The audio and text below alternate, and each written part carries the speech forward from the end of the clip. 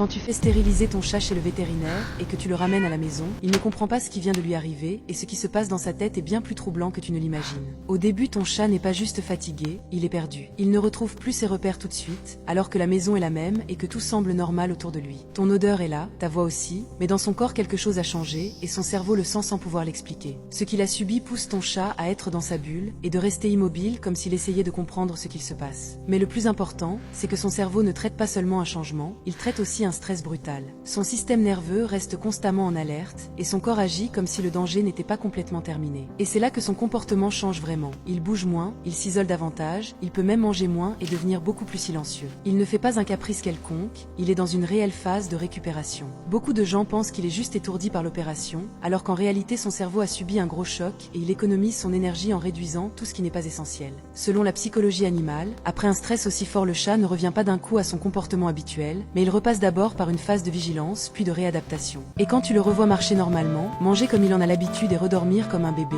alors sa phase de récupération est terminée et ton chat redevient apaisé comme à son habitude.